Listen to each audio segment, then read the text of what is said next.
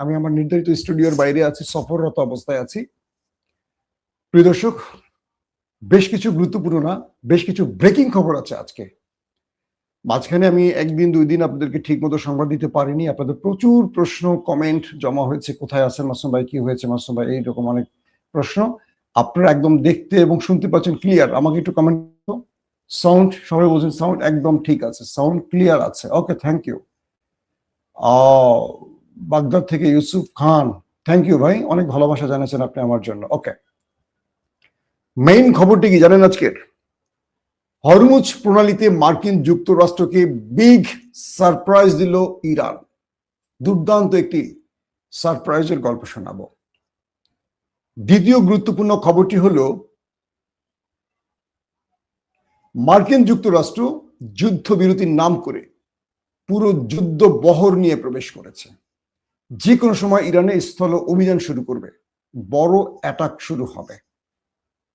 এই দুটো সংবাদের সাথে আরো কিছু খবর আমরা আপনাদের দেব, সেগুলো গুরুত্বপূর্ণ। অর্থাৎ কাস্পিয়ান সাগর ইরানের জন্য এখন মূল খেলার জোন হয়ে গেছে। এটা নিয়েও কিছু ডিটেল তথ্য দিতে চাই। আসেন প্রথম যেই বিষয়টি দিয়ে শুরু করতে চাই, সেটি হলো আমেরিকা ইরানকে বাণিজ্যিকভাবে পঙ্গু করতে পারস্য সাগর এবং হরমুজ প্রণালী অবরোধ করেছে।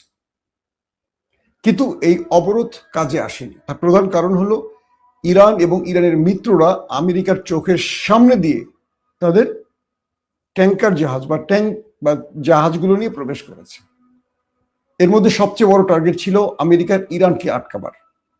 ইরান সেখান থেকে গেছে। দ্বিতীয় টার্গেট ছিল চীনকে আটকাবার। চীনের জাহাজ আমেরিকার নাকের ডগা দিয়ে গেছে। এই তথ্য গত এক দুই দিন আমরা আপনাদেরকে জানিয়েছি।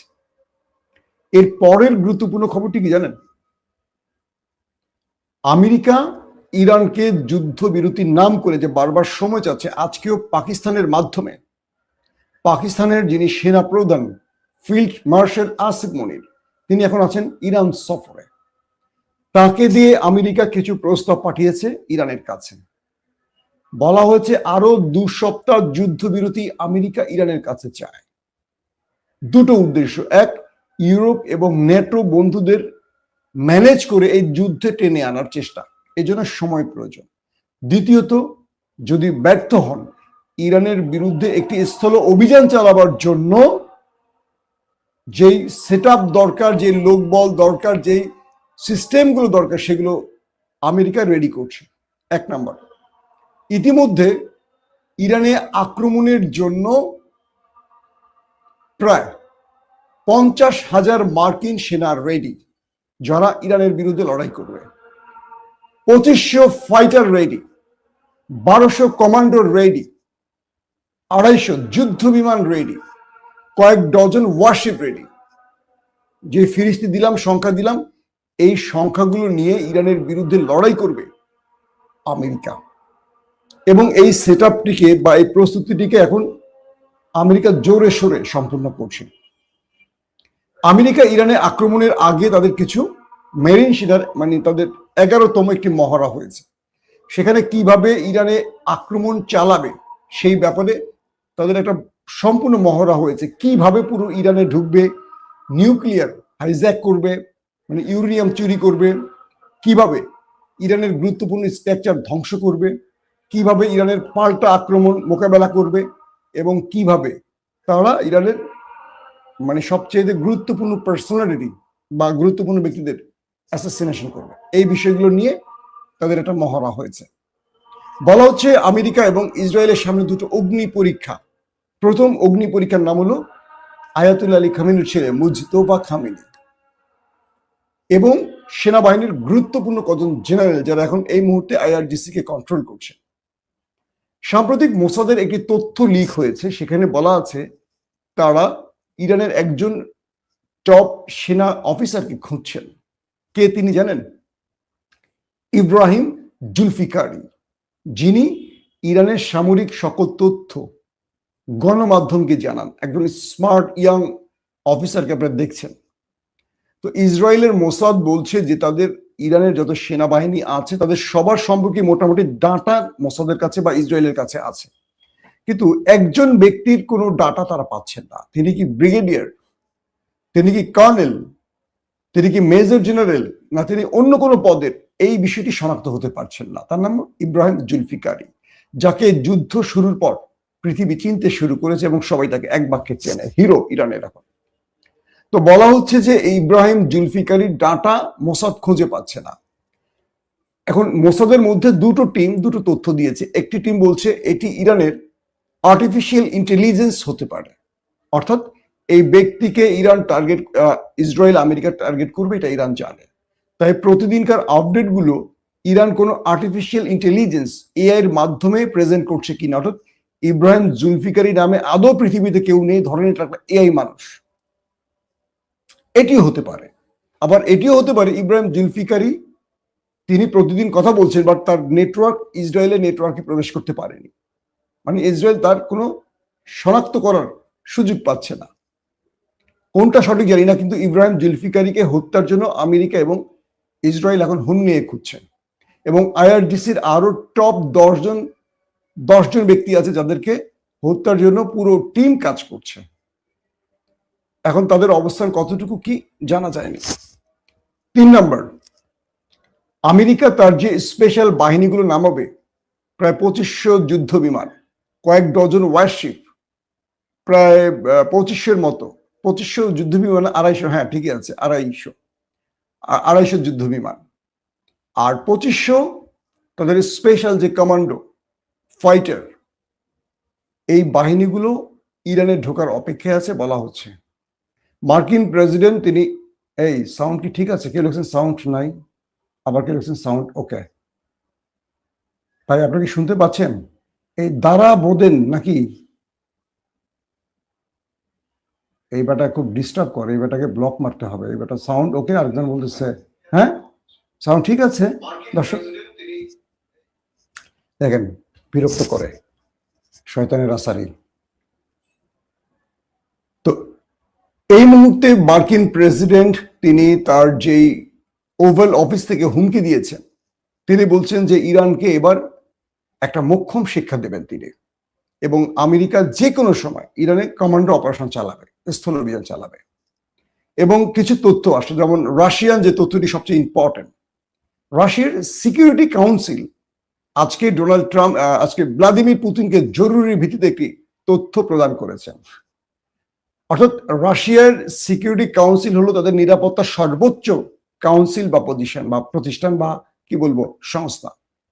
সেই রাশিয়ার সর্বোচ্চ কাউন্সিল, নিরাপত্তা কাউন্সিল, ভ্লাদিমির পুতিনকে জানিয়েছে যে কোনো সময় ইরানে অভিযান চালাতে যাচ্ছে আমেরিকা, এবং আমেরিকা সকল প্রস্তুতি সম্পন্ন করেছে, যে কোনো একটি ছুঁতে তারা আক্রমণ করবে। এবং এই তথ্যটির সঙ্গে সঙ্গে রাশিয়া জানিয়ে দিয়েছে কাকে? ইরানকে। ইরানের যিনি এই মুহূর্তে পররাষ্ট্রমন্ত্রী হিসেবে কাজ করছেন আব্বাস আরাকচি, তিনি কি বলেছেন? তিনি বলেছেন ইরান যতই আলোচনার টেবিলে বসুক তাদের হাত ট্রিগারে রয়েছে। তিনি বলছেন ইরান জানে আমেরিকা আলোচনার নাম করে পেছন থেকে ছুরি মারার ওস্তাদ। এর আগে 2বার আলোচনার টেবিলে তারা আমাদের উপর হামলা করেছে, তাই তাদেরকে আমরা বিশ্বাস করছি না। ইরান বলছে আমরা যত আলোচনাই করছি বিশ্বকে বোঝাতে চাই যে ইরান এটার ব্যাপারে আন্তরিক, যাতে আমেরিকা বলতে না পারে ইরান আলোচনার টেবিলে বসেনি। কিন্তু আমাদের শত্রুরা আমাদের বিরুদ্ধে আক্রমণের যে পরিকল্পনাগুলো করছে এগুলো আমরা জানি, এবং তাদের জবাব দেওয়ার জন্য আমরা সর্বোচ্চ প্রস্তুত। আমাদের সকল সেনাবাহিনীকে রেড অ্যালার্টে রাখা হয়েছে, প্রত্যেকটি সেনাবাহিনী, এবং আমাদের প্রায় 70 লক্ষ স্পেশাল যারা স্বেচ্ছাসেবী ফাইটার তারা প্রস্তুত আছে। 1,70,00,000 নাম লিখিয়েছে যারা শত্রুর বিরুদ্ধে যুদ্ধ করতে প্রস্তুত। আমরা একদিকে আলোচনার টেবিলে আছি, অন্যদিকে শত্রুকে প্রতিহত করতে সার্বক্ষণিক সর্বোচ্চ সতর্ক অবস্থায় আছে। তার মানে আমেরিকা যে ফাঁদ তৈরি করছে ইরানের বিরুদ্ধে, এটি ইরান জানে, আর জানে বলে ইরান একদিকে আলোচনার টেবিলেও কথা বলছে, অন্যদিকে তারা সমস্ত কিছু প্রস্তুত করে রেখেছে। তো ভ্লাদিমির পুতিনের দেশের এই সর্বোচ্চ গোয়েন্দা বাহিনীর তথ্যে ইরান জানিয়েছে তাদের প্রস্তুতির খবর। অর্থাৎ ভ্লাদিমির পুতিনের যে নিরাপত্তা কাউন্সিল বলছে যে কোনো সময় আক্রমণ হতে পারে, এটি এখন সবার কাছে প্রশ্ন যে ট্রাম্প আবারও কি পৃথিবীকে যুদ্ধের মাঝে টেনে নিতে চাচ্ছেন? নাম্বার 3, ডোনাল্ড ট্রাম্প হরমুজ এবং পারস্য সাগর অবরোধ করেছে, ফাইন। ইরান যেন কোনো অস্ত্র না পায়, মিত্রদের কাছ থেকে কোনো জ্বালানি আসা যাওয়া করতে না পারে, এটা বন্ধের জন্য ইরান হরমুজ এবং কি বলবো পারস্য সাগরের বিকল্প একটি রাস্তা ইরানের রয়েছে, যেটা হঠাৎ করে মার্কিন গোয়েন্দা নেটওয়ার্কে খবর আসে। কি সেটি? ইরানের উত্তর অঞ্চল, যেটাকে বলা হয় পৃথিবীর সবচেয়ে বড় লবণাত্মক হ্রদ কাস্পিয়ান সাগর। এই কাস্পিয়ান সাগর হলো ইরান এবং রাশিয়ার আদান প্রদানের, অস্ত্র আদান প্রদান বা সম্পর্ক লেনদেন বা ওই আলু পটল আনা নেওয়ার মূল স্থান। অর্থাৎ ট্রাম্প হরমুজ এবং পারস্য সাগর ঘেরাও করতে গিয়ে জানলেন যে ইরানকে এখান দিয়ে আটকে রেখে কোনো লাভ হচ্ছে না, কারণ ইরান বিকল্প দুটো পথ তৈরি করে ফেলেছে। এক, কাস্পিয়ান সাগর। এই কাস্পিয়ান সাগরকে ঘিরে ইরানের রয়েছে বেশ কিছু বন্দর, এগুলো নতুন করে আমেরিকা জানতে শুরু করেছে। এখন এই কাস্পিয়ান সাগরে আমেরিকা আসতে ভয় পাচ্ছে, তার প্রধান কারণ এখান দিয়ে ইরান রাশিয়ার সাথে লেনদেন করে। তো রাশিয়া এখানে ঢুকলে তো রাশিয়া ছেড়ে দেবে না। আমেরিকা বলছে যে আমরা কাস্পিয়ানে প্রবেশ করব, আর রাশিয়া বলছে welcome mister friend, mister drum, অনেকে বলে টেম্পু।